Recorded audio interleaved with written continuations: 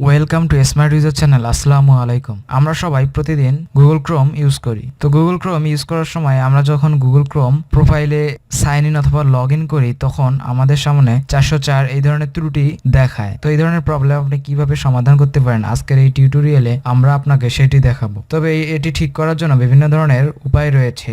আজকের এই ভিডিওতে আমি আপনাদের বেশ কয়েকটি উপায় দেখাবো। তাহলে চলুন কিভাবে আপনি এই সমস্যাটি সমাধান করবেন সেটি দেখে আসি।